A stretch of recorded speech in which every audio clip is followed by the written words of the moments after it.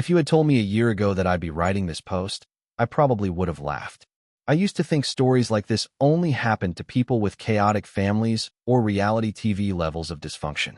But I guess when money, pride, and jealousy all end up at the same dinner table, it's only a matter of time before someone flips the whole thing over. My name's Kevin, I'm 29, and this all started because I wanted to do something nice for my dad. He's a good man. Not perfect, but solid, dependable. The kind of guy who never bought himself anything over $50 unless it was for the family. He wore the same watch for 18 years, drove a beat-up old Honda Civic until the tires were balding and the AC wheezed like a smoker, and still found ways to surprise us with new bikes at Christmas or last-minute beach trips when we were kids. He worked 2 jobs for most of my childhood, warehouse forklift by day, diner cook on weekends. All that so my younger brother Jason and I could go to good schools and not worry about stuff he had to worry about when he was our age. I got lucky in life. Worked hard. Yeah, but I also caught a few breaks. A startup I joined right out of college took off, and I cashed out with stock options that made my head spin. I didn't go crazy with the money. No sports cars or watches or celebrity nonsense. But I always knew that when the time was right, I wanted to get something for my dad. Something huge. Something that would make up for all those years he shrugged off his own wants so we could have everything. And that something ended up being a 2023 Porsche 911 Carrera GTS. Midnight blue, tan leather interior, manual transmission because the man insists real cars have sticks. This wasn't just a luxury car, it was his dream car. I'd heard him mention it once in passing, years ago, when one drove by us at a red light. That's the one, he said under his breath, like a kid whispering about a toy he knew he'd never get. I never forgot. So I bought it. Paid cash. No loan, no lease. Had it delivered right to his driveway on his birthday with a giant red bow on top, like something out of a commercial. His reaction? I wish I could bottle that moment and keep it forever. He just stood there, eyes wide, hand over his mouth like he couldn't breathe. Then he looked at me, blinking back tears, and said, "You shouldn't have." But I did, because he deserved it. We spent that whole day going for a drive down the coast. I let him take the wheel the entire time. The man was giddy, like, laughing randomly as we rounded corners, pointing out every feature on the console, even praising the way the car smelled. He looked 20 years younger in that driver's seat. Now, here's where I have to explain a bit about my brother, Jason. He's 26, and if I had to sum him up in one word, it would be frustrated. He's not a bad person, per se. But he's got this chip on his shoulder the size of a truck. He's the kind of guy who'll get mad if someone else orders the same drink as him, like they're trying to copy him. Always sees himself as the underdog, the overlooked one, even though we were raised the same way, in the same house, by the same parents. Jason and I haven't exactly been close for the past few years. We talk, sure. Family dinners, birthdays, the usual. But there's tension. Always has been. I think it started after college. He struggled to find steady work, bounced between retail and short-lived gigs in marketing, while I climbed fast in the tech world. Every time I got a promotion, he'd make some passive-aggressive comment like, "Must be nice to have connections," or "Some of us have to actually earn stuff." I never rubbed anything in his face. I kept things low-key, but I could feel the resentment simmering under the surface, like he was waiting for an excuse to boil over. When I bought the Porsche, I didn't expect him to be thrilled, but I didn't expect what actually happened either. At first, he played it cool. At Dad's birthday party, he gave me a half smile, a backhanded compliment. Wow, man. Real subtle. Gotta love a gift that screams, "Look at me." I laughed it off. So did Dad. But I noticed he didn't come outside once to look at the car. Not even for pictures. Later that night, I overheard him talking to our cousin in the kitchen, voice just low enough to think I wouldn't hear. He always has to one-up everyone. Like, "Congrats, you're rich." We get it. I told myself to let it go. He was probably just venting, feeling small in the shadow of something big. I figured with time, he'd come around. But then little things started to happen. Nothing huge at first. Dad mentioned once that the passenger seat had some mysterious scuff marks. He brushed it off. Must have been the detailer. A few days later, the fuel tank was lower than expected after Dad left it parked for days untouched. Weird, but maybe he forgot to fill it up? I started to get a bad feeling in my gut, but I didn't want to be that guy, the one who accuses his own brother of something without proof. So I stayed quiet. until I noticed the tire pressure warning light blinking when I was over at Dad's place. He didn't know what it meant, just that the dash kept pinging. I checked the tires. The front right was visibly worn on the outer edge, like it had taken a hard corner one too many times. That's when the pieces started to click into place. I casually asked Dad if he'd let Jason take the Porsche out for a spin. He blinked, confused. No, he hasn't asked. And even if he did, I wouldn't have said yes. Not yet. He's not. Careful. Something in his voice told me he knew something was off too. He just didn't want to believe it. So I decided to run a little test. I bought a cheap Bluetooth GPS tracker and discreetly placed it in the trunk lining. Nothing fancy, just enough to ping my phone whenever the car moved. I didn't tell Dad. I didn't tell anyone. Just wanted to be sure I wasn't imagining things. 3 nights later, I got a ping at 1:14 a.m. The Porsche was moving. I watched the little dot on my phone drive out of the neighborhood, hit the freeway, then loop into downtown. It stopped near a rooftop bar I knew Jason had posted about before on Instagram. My stomach twisted. This wasn't a quick joyride. This was planned. The car didn't return home until 3:39 a.m. I didn't sleep a second that night. I waited until the next day. When Dad was out running errands, I stopped by the house, opened the app, and pulled the GPS log. The Porsche had been taken out 4 times that week alone, each time between midnight and 3 a.m. Always the same route, downtown, then back. And I hadn't said a word yet, because part of me still hoped there was an explanation. But deep down, I already knew. And when I finally confronted Jason, what he said made my blood run cold. The confrontation happened on a Sunday afternoon. One of those lazy days where the whole family somehow ends up in the same house. Dad barbecuing in the backyard, Mom making lemonade in the kitchen, and Jason sprawled across the living room couch like he owned the place, glued to his phone, legs dangling over the armrest. I'd been holding it in all week, debating whether to talk to Dad first or give Jason a chance to come clean. But after that last GPS ping, I couldn't stay quiet any longer. So I walked up, calm but firm, and said, "Hey, Jason, can we talk outside for a second?" He didn't look up, just let out a groan. About what? You'll see. He sighed like I'd asked him to carry a mattress up 3 flights of stairs. Then he stood and followed me out to the front yard. We stood by the driveway, a few feet from the Porsche, which still looked pristine if you didn't know what to look for. I could feel my heartbeat picking up, my jaw tightening. I pulled out my phone and opened the tracker app. You want to tell me why this car was driving around downtown at 2 a.m. last Thursday? Jason blinked. What? I turned the screen so he could see the map. The little timestamps, the GPS trail. His eyes flicked over it for a second too long.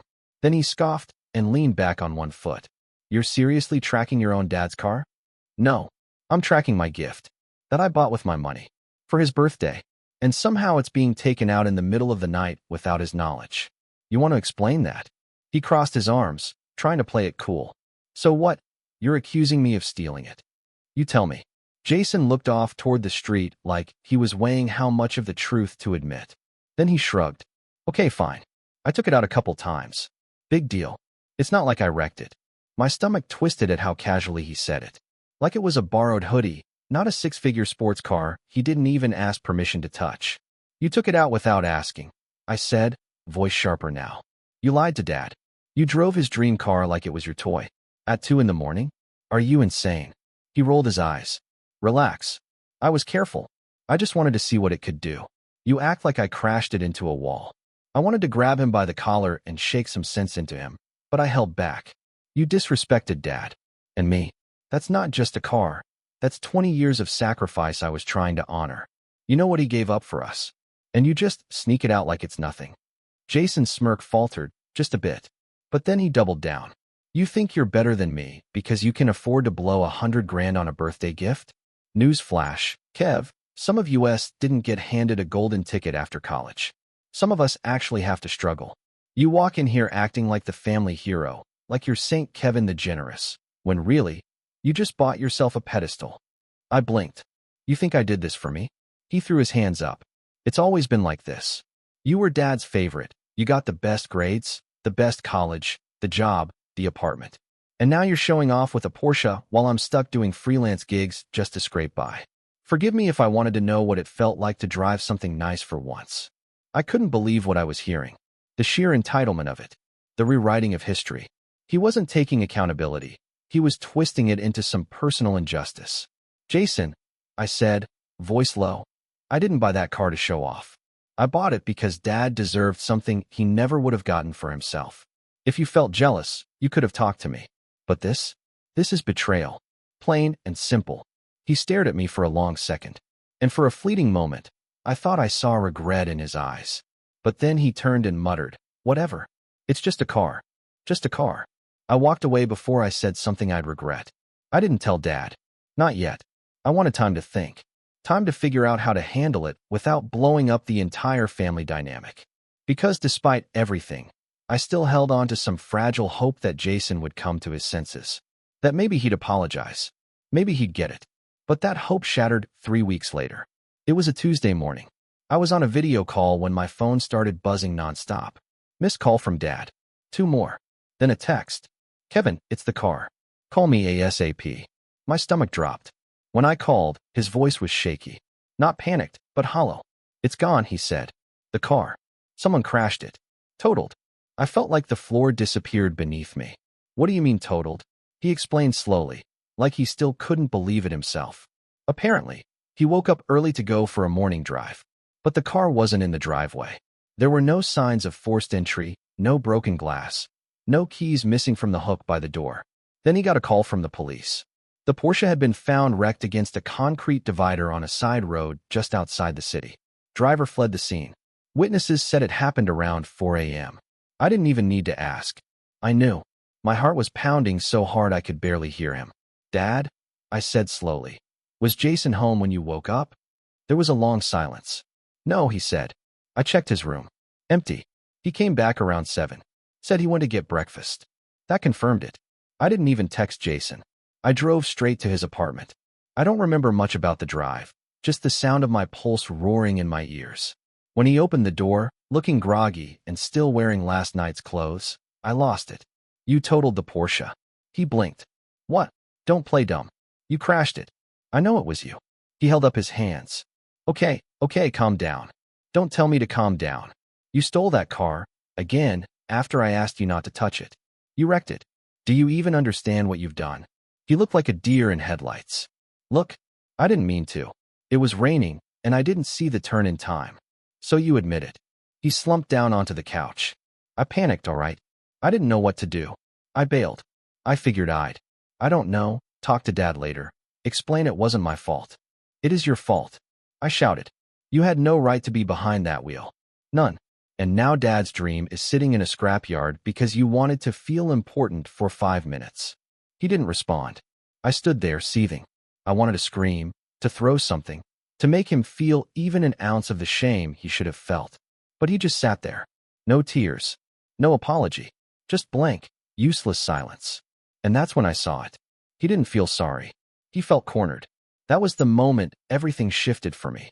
That was the moment I stopped seeing him as the brother I grew up with and started seeing him for what he really was. A selfish man who thought consequences were optional, as long as he could spin the story afterward. I left without another word. Back at Dad's house, he was still sitting on the porch, looking like someone had punched a hole through his chest. I sat next to him. Neither of us spoke for a long time. Finally, he said, I love that car. Not because of what it was, but because of what it meant. I know. He nodded. I always thought Jason just needed more time to figure himself out. But now, I don't know. Maybe I enabled it. That hit me harder than anything else. Because Dad blaming himself? That wasn't fair. He didn't raise Jason to be like this. Jason chose this path. Over and over. I could have let that be the end of it. I could have mourned the loss, written it off as a mistake, and moved on. But I didn't. Because 2 days later, while I was still working through the insurance mess, I found out something that pushed me over the edge. I was scrolling through Instagram, not even thinking about it. Just muscle memory at that point. And there it was, Jason's story. A video taken the night before the crash. Inside the Porsche. Music blasting. Him laughing with 2 friends. Revving the engine like he was in a race movie. And the caption? Living like a king. That was it. That was the moment I decided he was going to pay. Not just figuratively. Literally. And when I was done, he'd learned that sometimes, kings fall hardest when they build their castles on stolen ground. The week after I saw Jason's Instagram story felt like a fog I couldn't walk out of. I wasn't just angry anymore. I was hollow. I'd been robbed, not just of money or metal, but of something deeper. That car had been a symbol, a thank you, a way to repay Dad for everything he gave us. And Jason had turned it into a toy, wrecked it, then laughed about it online like it was a joke. I didn't show Dad the story. He didn't need that pain. But I saved the video, just in case.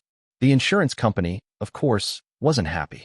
Since the registered owner was Dad, and he wasn't the one driving, or even aware the car had been taken, the process became a slow, bureaucratic nightmare. They needed police reports, proof of unauthorized use, statements. And even then, there was a real possibility they'd deny the claim. Joyriding by a family member isn't always covered. That meant Dad could be on the hook for tens of thousands in damages on a car he never misused and didn't even get to enjoy. I knew what this would do to him. I knew how much guilt he already carried. So I stepped in, took over the process, hired a lawyer, and started building a case that placed every bit of blame where it belonged, Jason. But while that fight dragged on in the background, my life started to unravel. The stress seeped into everything. My work performance tanked. I missed meetings, fumbled presentations, couldn't concentrate. I started snapping at friends, canceling plans, ghosting people who asked if I was okay. I told myself I was just handling things, that once it all settled, I'd be fine. But I wasn't fine. One night, I was sitting alone in my apartment, empty takeout box beside me, laptop open but untouched, when I got a call from Mom. She'd been quiet through all of this, supportive in her own way, but reserved. That night, though, she sounded different. "Kev," she said gently, "your dad won't say it, but he's not doing great." I swallowed hard. "I know. He's not angry at you," she added. "Just sad. Defeated. I've never seen him like this. He hasn't driven since the accident. Won't even get behind the wheel of the Corolla." That hit harder than I expected. Dad had loved driving. It was his escape, his therapy, and now he was afraid to even touch a steering wheel? "Maybe you should come over," she said. "Not to talk about Jason. Just come have dinner."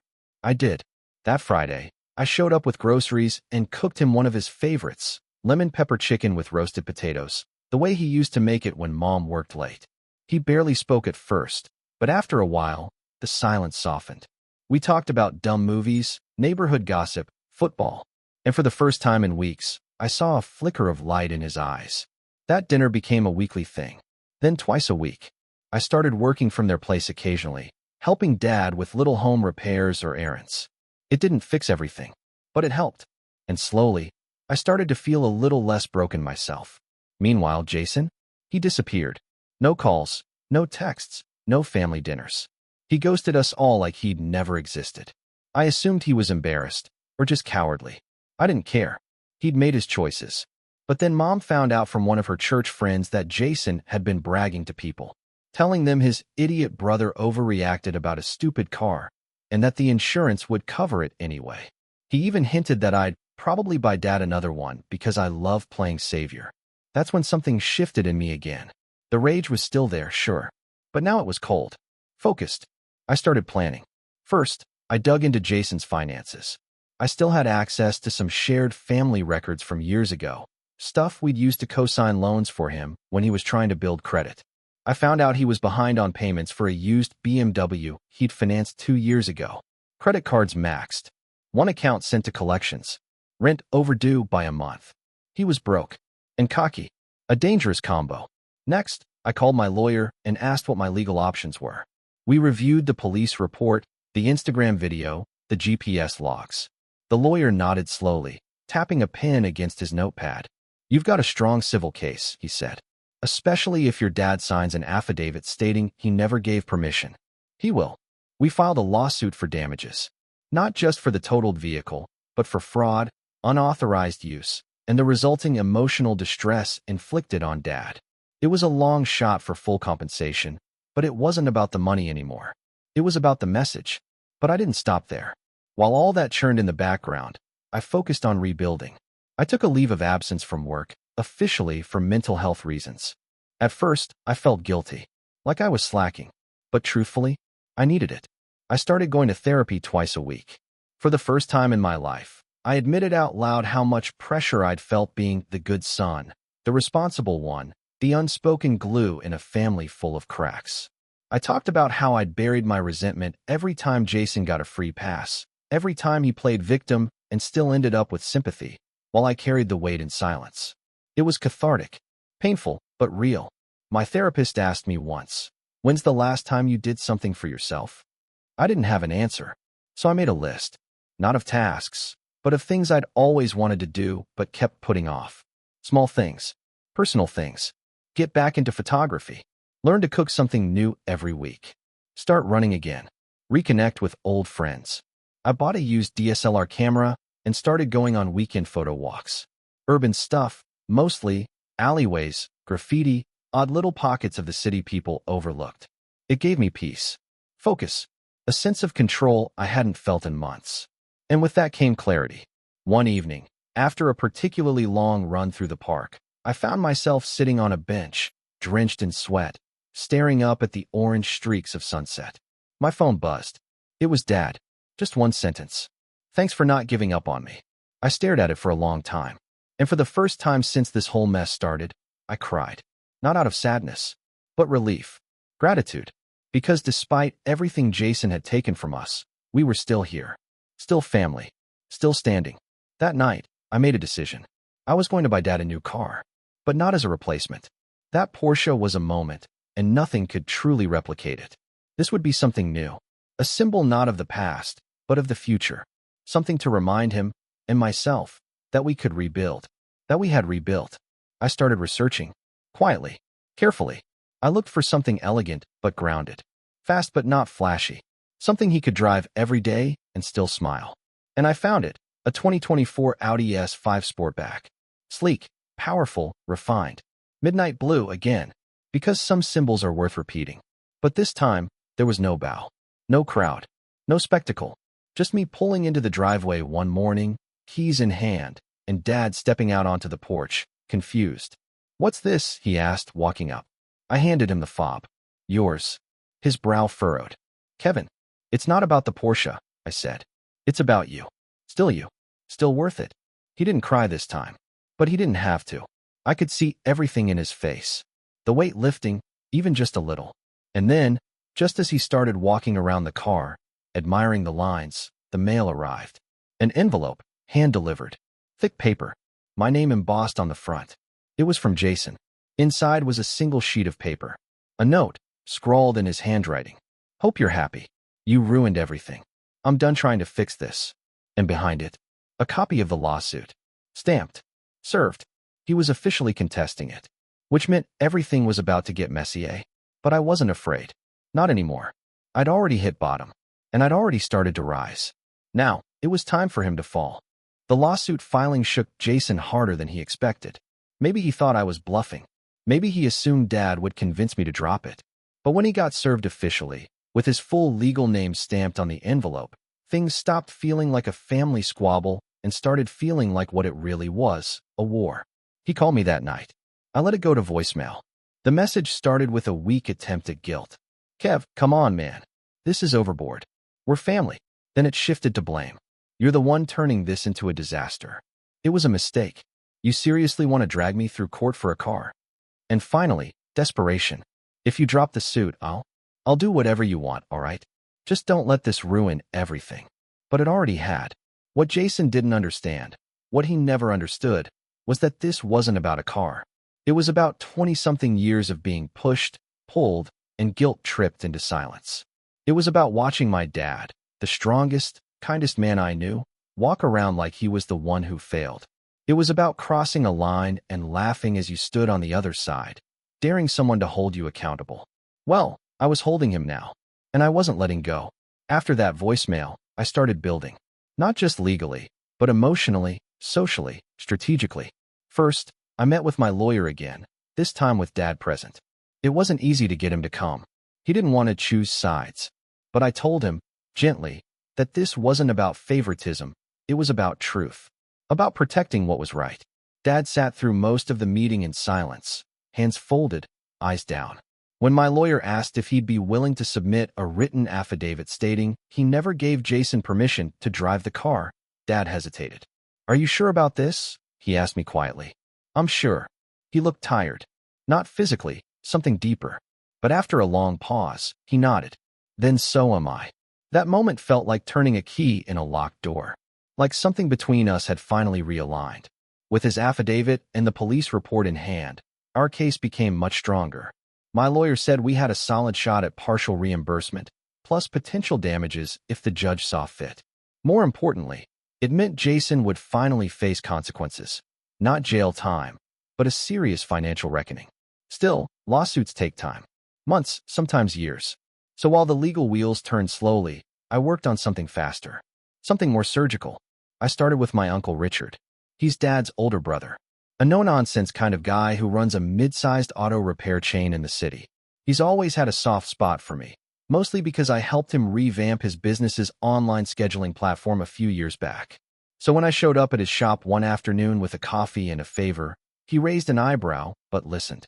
"I need to know if Jason's been around," I said, asking for help with the car or talking about anything related to the crash. Uncle Richard scratched his jaw. He came in a week after the accident. Wanted to know how much it would cost to quietly fix some suspension damage. Didn't say what car, just asked hypothetically. Seemed twitchy. "Did he mention anything about me? Or Dad?" "Only that you were being dramatic, and that the whole thing would blow over if you weren't so stuck up." I exhaled slowly. He still thinks this is a game. "Well," Richard said, folding his arms, "maybe it's time someone showed him how games end." He didn't say more, but I could tell he was on my side.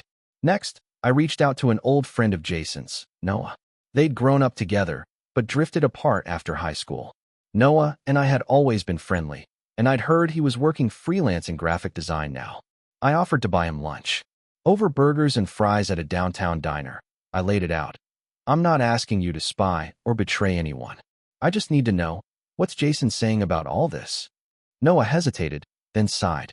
"Look, man, I haven't talked to him in a while, but he called me 2 weeks ago, asking if I knew any affordable lawyers. Said his psycho brother was trying to bankrupt him." I raised an eyebrow. "Psycho." "His words, not mine," Noah said quickly. He also said something about faking documents. Like maybe claiming he had permission to drive the car, or that it was a gift to him. I stared at him. "You're sure?" He was venting, rambling. "But yeah," he said if he could prove intent, the lawsuit might get dropped. That was dangerous.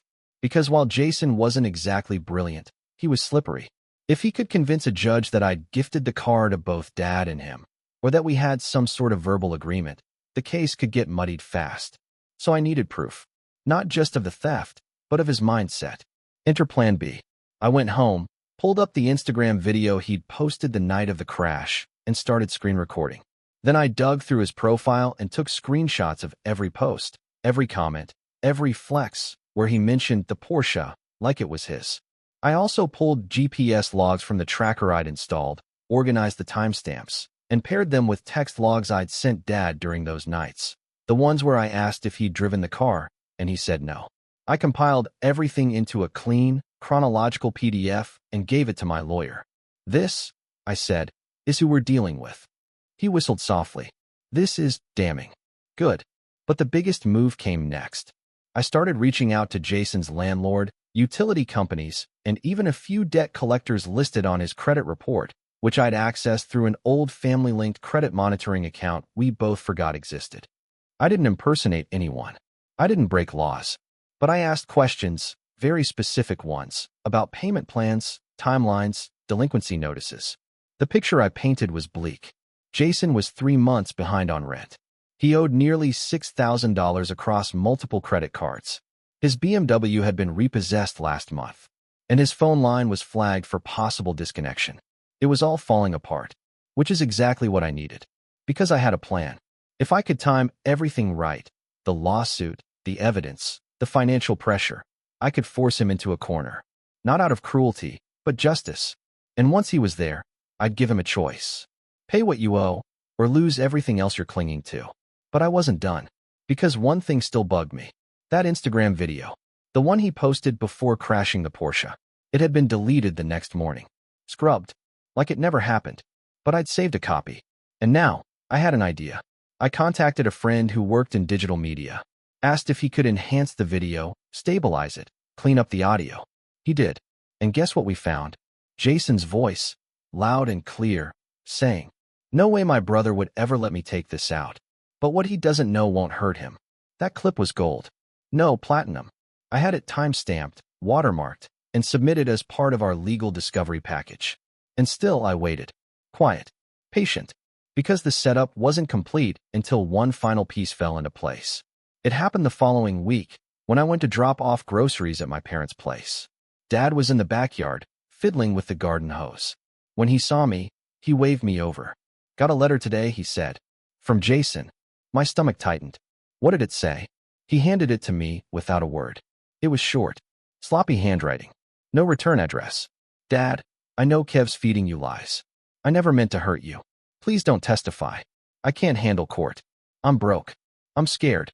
Please just tell them I had permission and this can all go away." He read it too, and he looked so tired.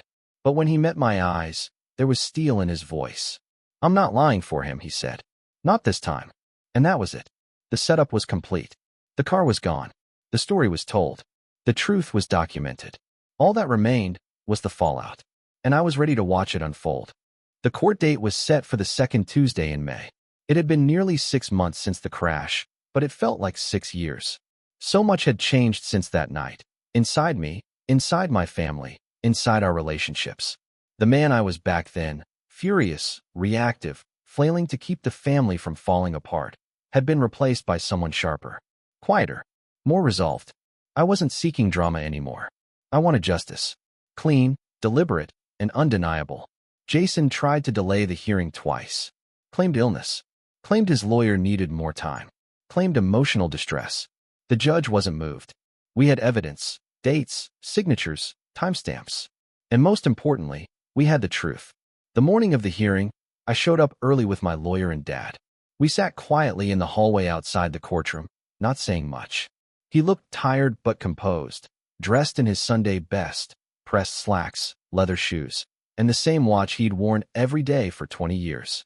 I noticed the tan on his face from working in the yard again. He'd started driving again too. The new Audi had finally become part of his routine. It wasn't the Porsche, but it was his. And no one had taken that from him. Jason arrived 20 minutes late, eyes sunken, suit wrinkled like it had been crumpled in the back seat of someone else's car. He had a public defender with him, probably because every other lawyer had demanded a retainer he couldn't afford. I didn't look at him when he walked past, and he didn't look at me. Inside the courtroom, everything felt smaller than I imagined. No dramatic chandeliers, no echoing gavel strikes. Just a room with beige walls, flickering fluorescent lights, and a judge with no patience for excuses. The hearing was brief, 2 hours, tops, but every second felt like a lifetime. My lawyer opened with the timeline. The gift of the Porsche to my father, the GPS logs, the police report, the footage of the crash site. Then he played the Instagram video, enhanced, subtitled, damning. No way my brother would ever let me take this out. But what he doesn't know won't hurt him. Jason shifted in his seat, arms folded tight, leg bouncing like a jackhammer. Then came Dad's statement. He stood, cleared his throat, and said in a quiet but steady voice, "I never gave my son Jason permission to drive the car. Not once. I didn't know he'd taken it until it was already gone. I don't blame him for being lost in life. But I can't protect him from what he did. Not this time." And then he sat down. Jason's defense was predictably weak. His lawyer claimed there was verbal ambiguity around access to the car, that in a family dynamic, ownership can be interpreted loosely, and that emotions were running high on all sides. Jason never looked up during any of it. When asked if he had any response, he mumbled, "I didn't think it would be such a big deal." The judge didn't even blink. Before issuing her ruling, she asked a final question, one I didn't expect. To the plaintiff, "What remedy are you seeking? Financial restitution? Civil penalties? Or something else?" I stood up. My voice was calm. "I'm seeking accountability. I paid for that car to honor my father. Jason destroyed that. I don't want to bankrupt him. I want him to learn. And to pay back what he cost, dollar for dollar. No shortcuts. No handouts." The judge nodded. Her ruling was swift. Jason was ordered to pay $76,000 in damages, covering the market value of the totaled vehicle after the partial insurance payout I finally secured, plus legal fees and emotional distress. He was given 30 days to begin payments, or the court would authorize wage garnishment, asset seizure, and a lien against his credit for the full amount. There was no shouting, no explosion, no family breakdown in the courtroom. But Jason's face, when the judge read that number aloud, was pure defeat, like someone had just read his obituary in real time. We left the courtroom in silence. Outside, the sun was warm, the air clear. Dad reached over and put a hand on my shoulder. "You did the right thing," he said. I nodded, but didn't say anything. Not yet. Jason didn't call that night. Or the next. A week passed. Then two. And then, on a random Tuesday morning, I got a notification. $600. Bank transfer. From Jason. No note. No explanation. It was a start. The payments trickled in, slower than the court ordered, but steady. I let my lawyer handle the enforcement. I didn't want to think about it anymore. That part of the story was closing. But there was still fallout. Word got around. Our extended family, who'd always treated Jason like they misunderstood one, started asking questions. At first, he tried to spin it. Kevin exaggerated everything. Dad overreacted. But the evidence was out there now. The video. The wreck. The ruling. You can't lie your way out of a legal judgment. At our cousin's wedding that summer, I walked in and saw Jason sitting alone at a side table, scrolling his phone, looking like a ghost of the guy he used to pretend to be. A few people gave him polite nods. Most avoided him altogether. I didn't speak to him, but I wasn't angry. I was done. In the months that followed, life finally settled into something normal again. I got back into work, slowly but surely. The late-night stress was gone. The therapy sessions became less frequent. Dad and I went for drives again. Nothing flashy, just weekend trips to the coast, stopping at quiet diners like we used to. One Saturday afternoon, we pulled over by an overlook and just sat, watching the waves crash against the rocks. Dad looked over at me. "You know," he said, "I always worried you'd carry too much." I glanced at him. "What do you mean?" "You've always felt like you had to hold things together. Make peace. Fix what others break. It's a heavy way to live." I didn't respond right away. Just listened to the gulls circling overhead. "I guess I got tired of fixing," I said finally. "Some things need to break, or they'll never change." He nodded. "And sometimes, you have to let them stay broken." The wind picked up. We sat there for a while longer, saying nothing. Later that evening, I got a final message from Jason. "Hope you're happy. I lost my apartment. My credit's trashed. Can't even get a loan for a used car. You win." I stared at the message for a long moment, then deleted it. Because I didn't win. I survived. I protected what mattered. And that wasn't revenge. That was justice. And as I stood in the kitchen later that night, watching Dad walk in from the garage with grease on his hands and a smile on his face, I realized something. You don't get to choose your family, but you do get to choose what you tolerate. And me? I chose peace over silence. And the sound of that engine, purring steady in the driveway, was louder than any apology Jason never gave. Some lessons come with a price tag. Jason just didn't know the bill had his name on it.